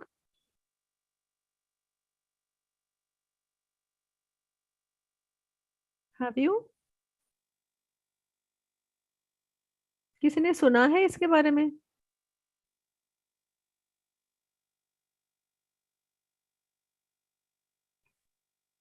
Okay.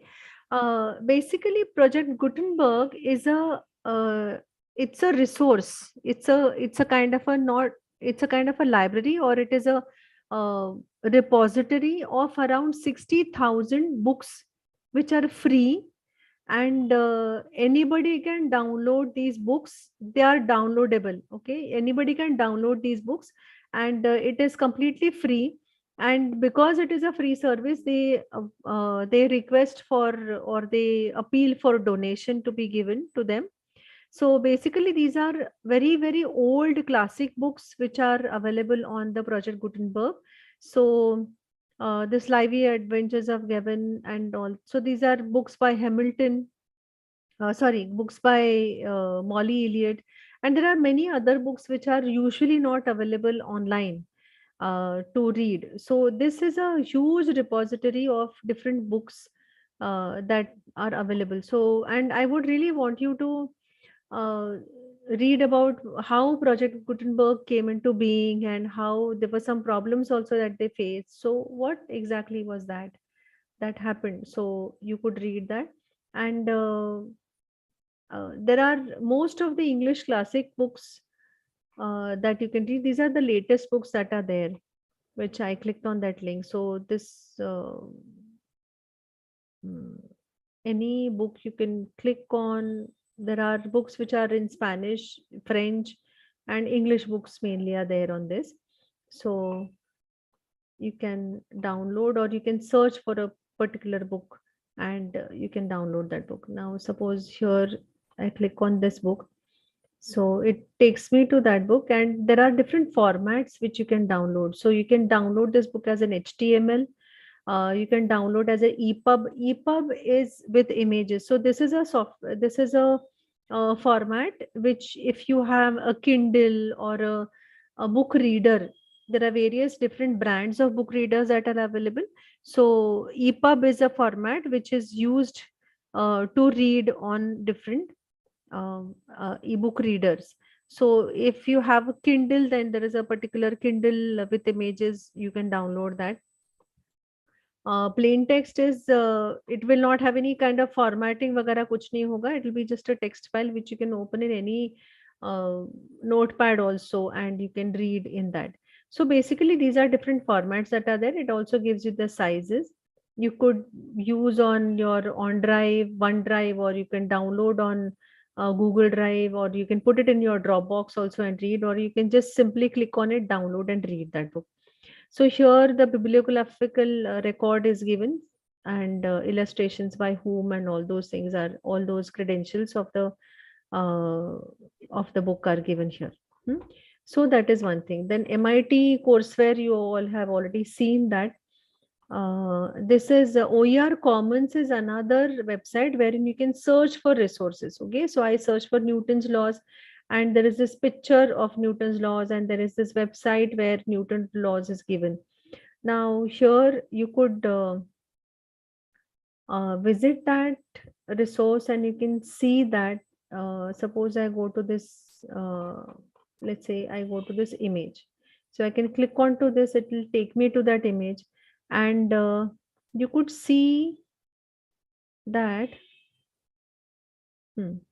see the description of the image. And do you see this license? This is how the license will be mentioned.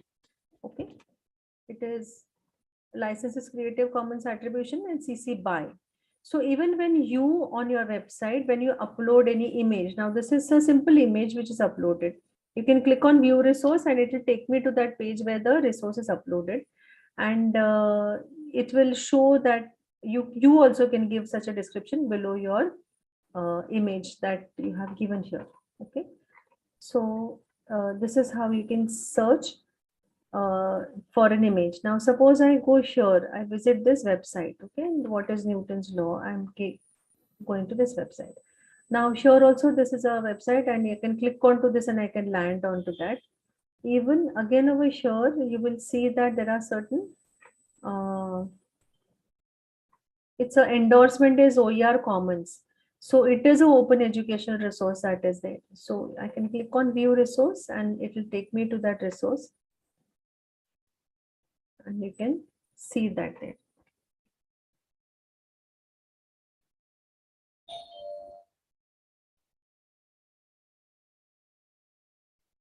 Okay, and you can see this.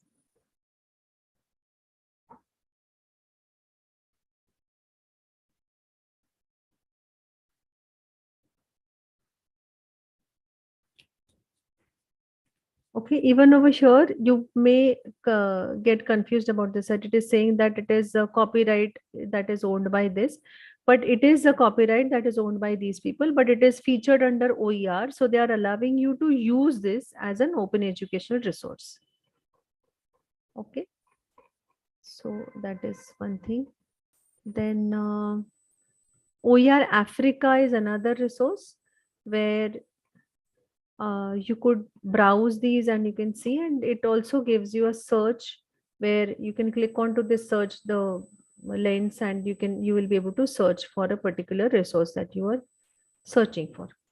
Now this is a Wikimedia Commons. Wikimedia Commons is also one of the very, very large resources. And frankly speaking, in at least a year ago, there were not very good visuals that were available in under Wikimedia Commons. But now every day there are a lot of more images and lot of different resources get uploaded here. So this is a particular image of a butterfly, and then I can click on open media viewer and it will show me the copyrights over there also. But if I click down, I scroll down here, and it gives the description. It also gives the licensing. Yeah, here. Can you see this here?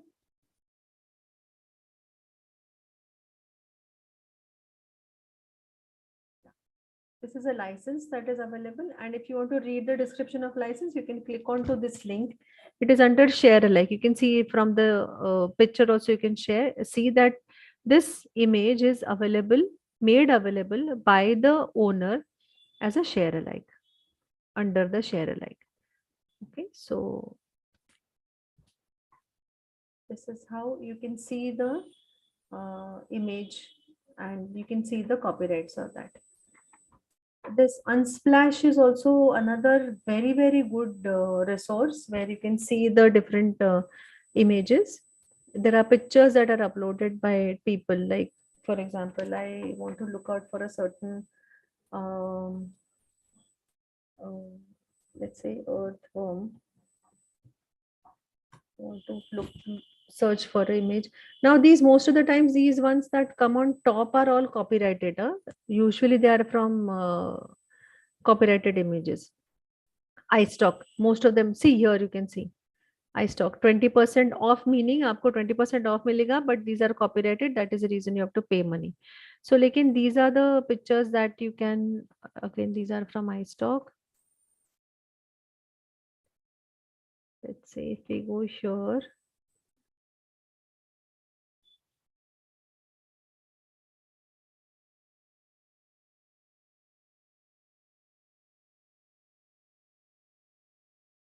you can download free. So you can click on it and you can select the image that you want to download. Okay, let's say I want to download a small image. It will allow me to download. Now see, can you see this? Say thanks. So here it is saying that give a shout out to Karim Manjara and on social context and all that, and photo by this. Now see, I hope you all are able to see this. Now, how do you give attribute to this person? He's saying that it is downloading is free. You download and use it wherever you want. But only thing is, this is the way you give the, okay, I'll save it in this. 1 minute now, let me save it. And now it will allow me to give the credit to this. So how do I give the credit? I have clicked on to this. So it is saying copy to clipboard. That is ये वाला जो reference है ना, ये copy हुआ clipboard में. Now I'll go back to my presentation or wherever document जहाँ पर भी मुझे करना है. So I'll go here. Let's say I'm deleting this just for my convenience. It is not necessary for you to delete. Okay. So I can Control V किया मैंने, इस पर ये आ गया. Okay. Now I can go back to this. I can take this picture, drag it to my PowerPoint presentation, and I'm dropping it here. So this is a picture that I have taken, and this picture I have taken from this particular website. Now, when I do the slideshow of this, I'm showing this thing. I'm showing the image, and I have taken it from here. So over here, if I click on Unsplash, it will take me to the Unsplash website from where I have taken the image. If I click on Karim Manjara, I'm clicking on Karim Manjara, it will take me to that Karim Manjara's page where originally the picture was uploaded. Okay, it's taking me some time on the internet, but this is how you link. Do you see this? I have landed onto the page of Karim Manjara, and here all these images are taken by Karim Manjara. Okay, do you understand? So this is a significance of giving a link. Here you are giving a link to the person who's the owner and also the website where the original image was uploaded. All right, this is how you give the credit to the person. Okay. So this was from Unsplash. Then, yeah, this is the most famous. This is from Khan Academy. Now here also, this is I just went to one video that was created by, but that was uploaded by Khan Academy about mean, median, and mode. So how do you see the copyright of that? So you can scroll right down, and at the bottom, it gives me the license just below the video transcript. Okay, do you see this Creative Commons attribution non-commercial share alike? So it is NCSA. Okay, so this is a license. Now, if I click onto this, it will take me to the page where the explanation of the licenses is given. Okay, so what is the meaning of this license? So the meaning of the license is this. Okay. Okay, so this is where it is given, and this is a Khan Academy website, which is a OER. Actually, I think recently they declared it as an OER. Earlier, it was not declared per se as an OER. So, ये है. फिर most OER, this Maryland open source textbook. Here, I think I have not searched on my own, but it is a most common. It is the Maryland open source textbook. So I would really recommend you to go ahead and see if your engineering books are available on this website. Okay, and then it gives you, it's a huge library, and there are also appeals to collaborate with them and things like that. So you can see open author, and you can even submit your books. So if you have written a book, and if you would like to if you would like to give that book as an open resource, then you can upload it on the Most Commons website and Maryland open source book, and you can make it available for the entire world also. So you can enter some book over here. Let's see, let me try.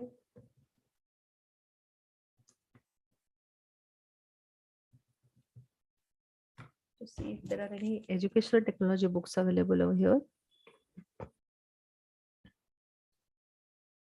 See here, it also gives you the license under which those resources are available. So there are 118 resources that are there. So education software, then economics of education, lecture notes are there. And introduction to education, looking forward and looking back. So basically these are the different resources that are there, and the licenses under which it is licensed, that is also given here. So again, these are subject, you can filter them under subject area and material type and all those things, right? So I'll stop sharing here. Does anybody have any questions which maybe I have not covered that in my session?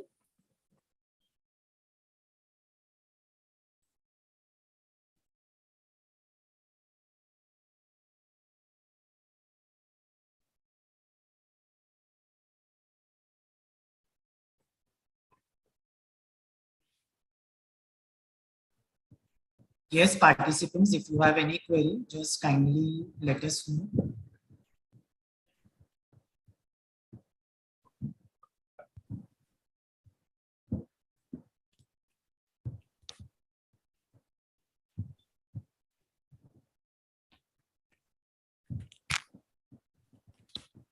Chitra ma'am, I think no one has any questions. Yes.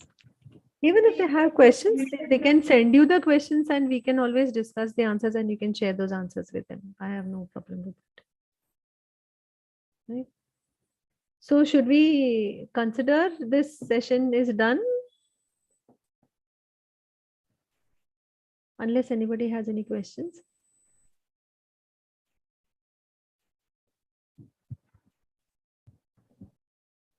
Okay. Okay, good. Okay, thank you so much, ma'am, for this wonderful session which you have delivered today on use of OER for teaching learning process. It was very simple and a very informative session. It was simply awesome, which I can say. Thank you so much. Thank you. Thank you. It's a pleasure to conduct this session for you, Pratik sir. Thank you so much. Yeah, thank you. Thank you.